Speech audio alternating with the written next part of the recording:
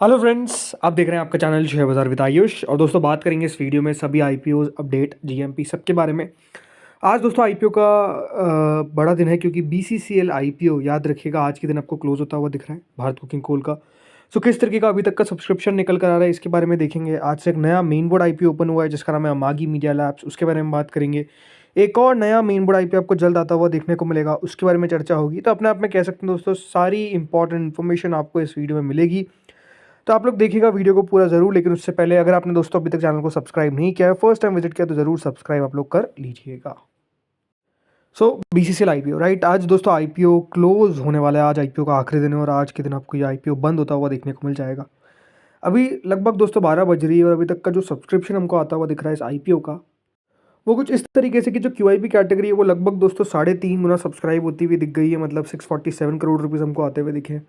HNI category की तरफ से 183 टाइम्स आईपीओ को सब्सक्राइब कर दिया गया। मैसिव अमाउंट ऑफ मनी आता हुआ दिख रहा है।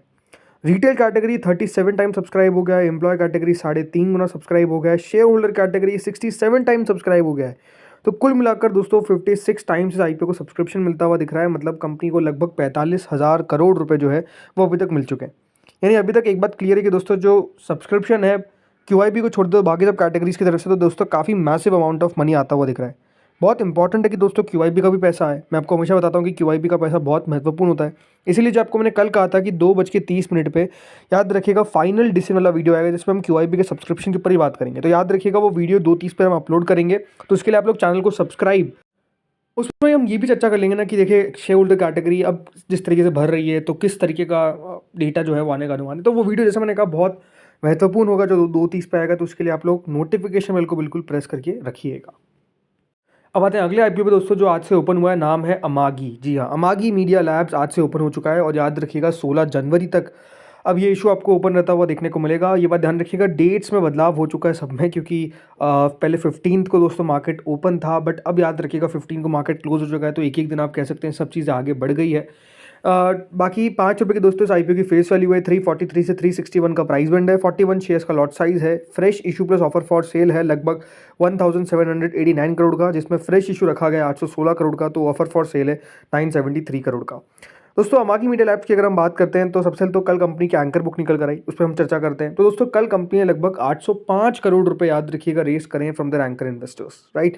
इसमें कुल मिलाकर 42 एंकर इन्वेस्टर्स ने पार्टिसिपेट किया, जिनको 361 रुपीज़ पर शेयर पे याद रखिएगा शेयर्स को एलोकेट किया गया।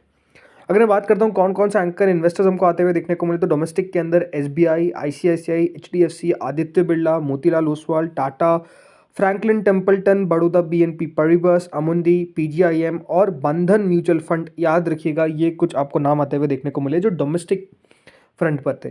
ग्लोबली अगर मैं बात करता हूँ तो गोल्डमैन सैक्स, Societe Generale, Fidelity, then SIG, क्रैग्सिस और Helios, Isometric Capital, New Vernon Capital और 361 ने पार्टिसिपेट किया। इंश्योरेंस कंपनीज में एचडीएफसी लाइफ, भारती एक्सा और एडलवाइस टोक्यो ने याद रखिएगा पार्टिसिपेट किया। तो ऑन एंड ऑल मुझे काफ़ी ठीक लगी कंपनी की anchor book. It's a good anchor book, no doubt in it. आपको अच्छे नाम आते हुए देखने को मिलेगा जिसमें SBI, ICICI, HDFC right, globally में गोल्डमैन सैक्स right, Fidelity, Societe Generale, Helios और 361 राइट। तो ये अपने आप में कह सकते हैं अच्छे नाम थे जो कल हमको आते हुए देखने को मिले। बाकी अभी अगर मैं बात करता हूँ सब्सक्रिप्शन को लेकर, तो वो अभी उतना अच्छा नहीं आ रहा है। पहला ही दिन है और पहला ही अभी आप कह सकते हैं दिन है, तो ठीक है सब्सक्रिप्शन जो भी आएगा। क्यूआईबी ने अभी तक दोस्तों कुछ पैसा नहीं लगाया है। एचएनआई कैटेगरी लगभग 2% सब्सक्राइब करती हुई दिखी है, जिसमें 1%, big HNI, small HNI 4%। Retail category 17% subscribe हुई है, लगभग 30 करोड़ रुपये लगाए। तो कुल मिलाकर पहला दिन दोस्तों इस आईपीओ का चल रहा है और अभी तक सिर्फ 4% याद रखिएगा इशू सब्सक्राइब होने में कामयाब हो पाए। तो ठीक है, फर्स्ट डे है तो कह सकते हैं ज़्यादा एक्सपेक्टेशन भी नहीं है। डिपेंड करेगा कि किस तरीके से टोटल सब्सक्राइब होता है, किस तरीके से क्यूआईबी का पैसा आता है। आई थिंक वो अपने आप में बहुत महत्वपूर्ण रहेगा इस आईपीओ में देखना कि हर कैटेगरी की तरफ से याद रखिएगा पैसा आपको तभी बढ़ता हुआ दिखेगा जब इस आईपीओ में क्यूआईबी का आपको ठीक ठाक पैसा आता हुआ दिखेगा। Company is not bad. I think जो करंट मार्केट के कंडीशन है वो अपने आप में ख़राब है और वही अपने आप में कह सकते हैं थोड़ा सा हावी आपको होते हुए देखने को मिल सकते हैं, क्योंकि बाजार का दोस्तों जब स्थिति उतनी अच्छी नहीं होती है तो हमेशा एक बात ध्यान रखिए, आपको हर जगह थोड़ा कम ही पैसा आता हुआ दिखता है। तो रीज़न यहाँ पर भी वही सिमिलर है, जिस तरीके से गिरावट अभी चलती हुई नज़र आ रही है, रिकवरी उतनी कुछ खास बाजार में देखने को नहीं मिल रही है। तो वो सारे याद रखिएगा मेजर पॉइंट्स है जिसके कारण कह सकते हैं अभी उतने अट्रैक्टिव नहीं हो पा रहे हैं आईपीओस।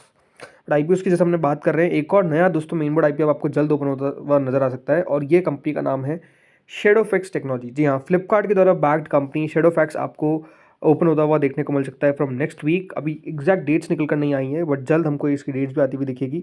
1900 करोड़ के आसपास का दोस्तों ये आईपीओ आपको होता हुआ नजर आएगा। शेडोफैक्स याद रखिए, जैसे मैंने कहा, फ्लिपकार्ट के द्वारा इस कंपनी को दोस्तों बैक किया गया है। अगर मैं बात करता हूँ कंपनी के बारे में, तो कंपनी बताया जा रहा है कि लगभग 7,400 करोड़ के आसपास की वैल्यूएशन रख सकती है। पहले 8,500 करोड़ के आसपास की वैल्यूएशन रखने का अनुमान था, तो आप कह सकते हैं कंपनी वैल्यूएशन कम लेकर आ सकती है ड्यू टू मार्केट कंडीशंस। इसके अलावा फ्रेश इशू प्लस ओएफएस दोनों का कॉम्बिनेशन रहेगा, जिसमें 1,000 करोड़ के आसपास का फ्रेश, तो बाकी का 900 करोड़ के आसपास का दोस्तों याद रखिएगा ऑफर फॉर सेल आपको देखने को मिल सकता है। एग्जिस्टिंग इन्वेस्टर्स अपना हिस्सा दोस्तों इस आईपीओ में आपको बेचते हुए नजर आ सकते हैं, जिसमें फ्लिपकार्ट है, 8 रोड इन्वेस्टमेंट्स है, न्यू क्वेस्ट एशिया फंड है, नोकिया ग्रोथ पार्टनर्स है और भी है। इसके अलावा स्नैपडील के फाउंडर्स कुणाल बेल और रोहित बंसल भी अपना हिस्सा जो है वो इस आईपीओ के तहत आपको बेचते हुए देखने को मिल सकते हैं। इसके अलावा फ्रेश इशू में बताया गया कि कंपनी मेजरली जो पैसा है वो अपने लॉजिस्टिक नेटवर्क को एक्सपांड करने के अंदर करेगी।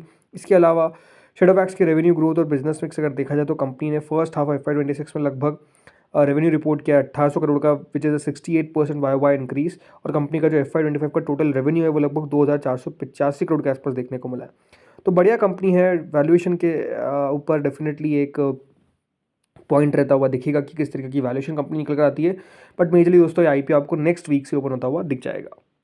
चलिए अब आते हैं जीएमपी पे। तो देखिए सबकी जीएमपी इस पर बात करते हैं, मतलब मेन बोर्ड है फिर एसएमई। सो इसमें दोस्तों नाम आता है एडिटास विनाइल का, एक बीएससी एसएमई आईपीओ है जो ओपन होता हुआ दिखेगा फ्रॉम 16 to 20th। 47 का प्राइस बैंड है, 35 करोड़ के आसपास का इशू का साइज़ है। देखते हैं कितना बढ़िया कर पाता है। याद रखिएगा कोई भी एंकर इन्वेस्टर इस आईपीओ में नहीं आएगा। फिर दोस्तों अगला इशू आता है आर्मर सिक्योरिटी का। ये भी एक एसएमई आईपीओ है जो 14 से 19 के बीच में ओपन होगा। 57 का प्राइस बैंड है, 25 करोड़ का इशू का साइज़ है, ₹2 का प्रीमियम चल रहा है, कोई भी एंकर जिसमें नहीं है ना। मागी मीडिया लैब्स, ये आईपीओ आपको बताइए ओपन हो चुका है। जीएमपी में अब लगातार गिरावट हमको देखने को मिल रही है, which is a negative thing कि ग्रे मार्केट अब लगातार दोस्तों इसके स्लिप होती हुई दिख रही है। करेंटली अगर आप देखेंगे जो जीएमपी है वो दोस्तों हो चुकी है ₹16, विच इज़ 4%। तो आप समझ सकते हैं कि जो जीएमपी है उसमें लगातार अभी आपको एक फॉल देखने को मिल रहा है। अब कह सकते हैं देखिए उसके पीछे का रीज़न जैसे आपको मैंने बता दिया, मार्केट्स है, बाजार जिस तरीके से कमज़ोर होते हुए देखने को मिल रहे हैं, याद रखिएगा उसका असर आपको ग्रे मार्केट पर भी पड़ता हुआ दिख रहा है। देन अगला दोस्तों इशू आता है इंडो एसएमसी, एक बीएससी एसएमई आईपीओ जो ओपन हो चुका है और ये 16 जनवरी तक ओपन रहेगा। इशू का दोस्तों जो प्राइस बैंड है वो 149 का है, 87 करोड़ के आसपास का इशू का साइज़ है। ठीक करता हुआ नज़र आ रहा है अभी तक। 44% ऑलरेडी सब्सक्राइब हो चुका है, पहला ही दिन है, तो ठीक है। 24% का प्रीमियम है, but again it's a risky market, थोड़ा सा सोच समझ के एसएमई में अप्लाई करें। इसके अलावा जीआरई रीन्यू इनरटेक, ये आईपीओ भी ओपन हो चुका है, 16 जनवरी तक ओपन रहेगा। ₹7 का प्रीमियम चल रहा है, ₹105 का प्राइस बैंड है, 37 करोड़ का इशू का साइज़ है। देन अगला दोस्तों इशू आता है नर्मादेश ब्रास इंडस्ट्रीज़, ये आईपीओ 12 तारीख को ओपन हो गया था, 15 को क्लोज होगा। 1 गुना अभी तक सब्सक्राइब होता हुआ देखने को मिला है।